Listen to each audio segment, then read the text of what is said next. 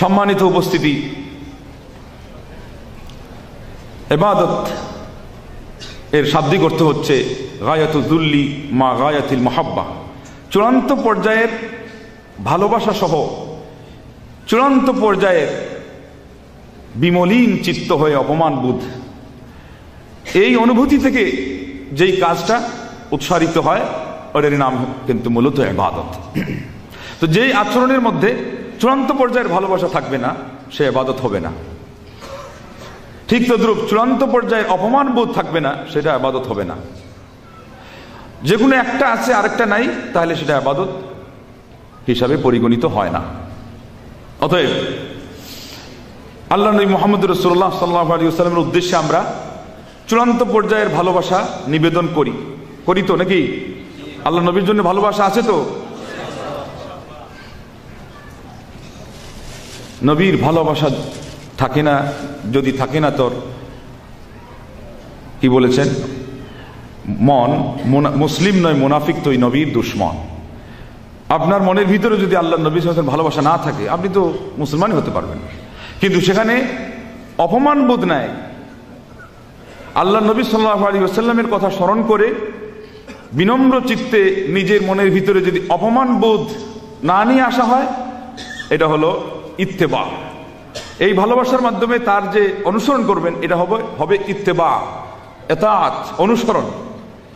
আর যখনই মনের ভিতরে অপমান বোধ নিয়ে আবার চূড়ান্ত পর্যায়ের ভালোবাসা নিয়ে কোনো কাজ নিবেদন করবেন সেটা হয়ে যাবে ইবাদত। তাইলে অপমান বোধ সহ চূড়ান্ত পর্যায়ের ভালোবাসা নিয়ে যেই কাজগুলো আমরা করি সেটা কেবলমাত্র কার জন্য হবে? আল্লাহ রাব্বুল আলামিন। এবার ইবাদতের শব্দগত তথ্য থেকে আমরা বুঝলাম যে এই ইবাদতটা আল্লাহর নবী সাল্লাল্লাহু আলাইহি ওয়াসাল্লামের জন্য হবে না হবে না? হবে না। ইবাদত তো নবীর জন্য হবে না, হবে শুধুমাত্র কি? এতাত, আনুগত্য। তাইলে ওনার পরবর্তীদের জন্য আবার মনে হয় হয়ে যেতে পারে নাকি? ফেরেশতাদের জন্য হবে? ওলিয়া উলিয়া, সাহাবা, তাবিঈন, তবে তাবিঈন, সালাফে সালেহিন, ওনাদেরকে আমরা মহব্বত করি না? তাহলে কি করতে হবে? ওই মহব্বতের যে দাবিটা, একটা দাবি হলো ইত্তেবা করা, সে ইত্তেবা পর্যন্ত ক্ষান্ত থাকবে। আর ইবাদতের যে দাবি হলো চূড়ান্ত পর্যায়ের মহব্বত, ভালোবাসা, এর পাশাপাশি চূড়ান্ত পর্যায়ের অপমান বোধ। আবার কেউ বলেছেন মাল খুদু, অনুনয় বিনয় সহকারে। আল্লাহু আকবার। ওয়ায়াদউনা রাব্বাহুম খাউফান ওয়া তামা। নবীগণ পর্যন্ত আল্লাহকে ডাকেন, তার ইবাদত করেন ভয় ভীতি নিয়ে, আগ্রহ নিয়ে, তাহলে সেটা থাকবে ইবাদতের মধ্যে। সেই জিনিস যদি ইবাদতে না থাকে তাহলে কিন্তু সেটা ইবাদত হিসাবেই পরিগণিত হবে না। আমরু আলা দিয়ারি দিয়ারি লাইলা উকাব্বিলু যাল জিদারা ওয়া যাল জিদারা ওমা হুব্বুদ দিয়ারি শাগাফনা কলবি ওয়ালাকিন হুব্বু মান সাকানাদ দিয়ারা। একজন কবি বলেছেন, আমি আমার প্রেমিকার ঘরবাড়িগুলোর পাশে যখন গেলাম, গিয়ে তার প্রাচীরে প্রাচীরে, তার দেওয়ালে দেওয়ালে চুমু খেতে থাকলাম। মানুষ দেখে বুঝলো এবং ভাবলো যে কোন পাগল মানুষ এই প্রাচীরের মধ্যে চুমু খাচ্ছে। তখন সে তার মনের আসল কথাটা বলল যে আমি এই প্রাচীরের ভালোবাসায় এখানে চুমু খাই না, ওই প্রাচীর ঘেরা পরিমণ্ডলে আমার যে প্রিয় মানুষটি বাস করত তার ভালোবাসায়, তার নেশায় আমি ওই প্রাচীরেই চুমু খাচ্ছি। আমাদের আজকে এখান থেকে ওই শিক্ষা না, অবৈধ প্রেমের শিক্ষা না, যে অবৈধ প্রেম কাহিনী নিয়ে আজকে আমাদের সমাজ অধঃপতনের অথই সাগরে হাবুডুবু খাচ্ছে, আর কেউ ধ্বংস হয়ে যাচ্ছে। খবর পেয়েছেন কিনা, একই মহল্লায় 6 জন একাকার হয়ে গেছে, 6 ফকিরনি, যে ওনারা আত্মহত্যা করবে। কারণটা কি? বলেছে ওনারা অবৈধ মায়া মহব্বতের খেলাতে ফেল হয়ে গেছেন, সেজন্য এবার 6 জন এক হয়ে গেছেন যে আত্মহত্যা করে দুনিয়া থেকে বিদায় নেবেন। এই খেলাতে যেহেতু আমরা সফল হলাম না, তাইলে দুনিয়াতে বেঁচে থাকার বলে কোনো অর্থ নাই। বলেন নাউযুবিল্লাহ, বলেন ইন্না লিল্লাহ। এই বিপদটা হয়েছে কোথা থেকে? আল্লাহ পাক আমাদেরকে যেই দায়িত্ব দিয়ে দুনিয়াতে সৃষ্টি করেছিলেন সেটা তার ইবাদত করা, সেটা বাদ দিয়ে আমরা এই নফসের ইবাদত শুরু করে দিয়েছি, কেউ মানুষের ইবাদত শুরু করে দিয়েছি, যার ফলে আজকে আমাদের নিজেদের কাছেই এই দুনিয়াতে থাকাটা অনর্থক হয়ে দাঁড়াচ্ছে। কথা কি বাস্তব না অবাস্তব? ইমাম ইবনে তাইমিয়া রাহিমাহুল্লাহ এতদূর পর্যন্ত বলেছেন আল্লাহর বান্দা মানে কি যে বাদ রেখেছেন খুঁজে বের করা অনেক কষ্টকর।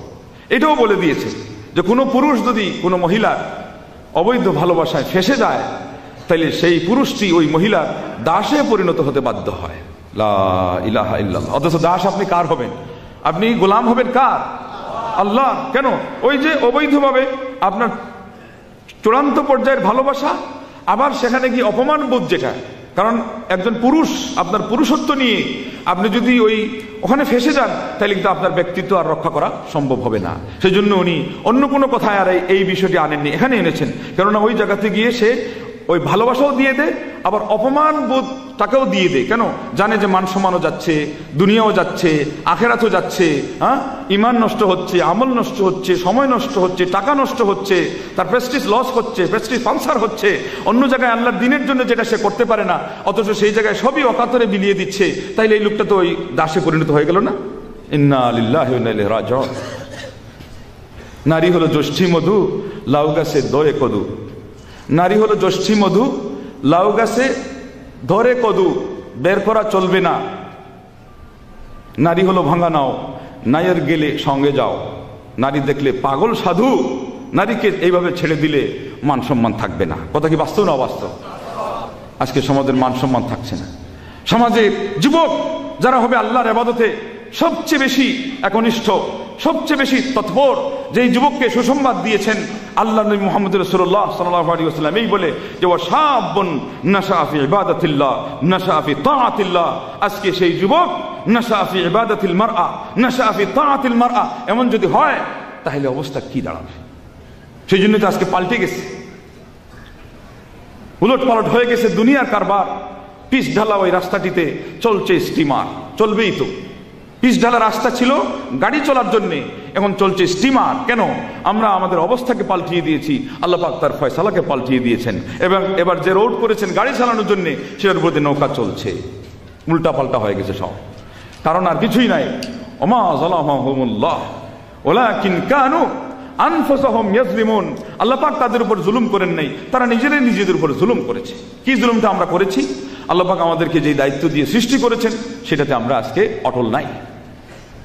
যেই জিনিসকে যেই জিনিসের জন্য সৃষ্টি করা হয় সেটা যদি ওই কাজে বে না হয়, তার ওই সার্ভিসটা যদি বে না হয়, ওটার কোনো কাজ আছে? ওটা রাখবে মানুষ? এই মাইক্রোফোনের এই যে সরঞ্জামাদিগুলো, ক্যামেরাগুলো যে কাজের জন্য এখানে সেট করা হয়েছে, যদি দেখা যায় যে এগুলো অকেজো হয়ে গেছে, এখানে রাখা হবে? লোকজন বলবে তাড়াতাড়ি ওটাকে ফেলে দাও, এখান থেকে সরাও, ডাস্টবিনে ফেলে দাও, ওটার কোনো দরকার নাই। তাহলে ইবাদতের জন্য যদি মানুষকে এবং জিনদেরকেও সৃষ্টি করা হয়, আর সেই ইবাদত আমরা না করি, আমাদের কি দুনিয়াতে থাকার কোনো অর্থ আছে নাকি? না অধিকার আছে? থাকার তো অধিকারই নেই। আল্লাহ রাব্বুল আলামিন এরপরেও যে আমাদেরকে রেখেছেন, এটা কি মহান রব্বুল আলামিনের মাহবুদের অনুগ্রহ না আর কিছু? এটা তার অনুগ্রহ, আমাদের কোনো ক্রেডিট এখানে নেই, আমাদের কোনো কৃতিত্ব এখানে নেই। এটা আল্লাহ রাব্বুল আলামিনের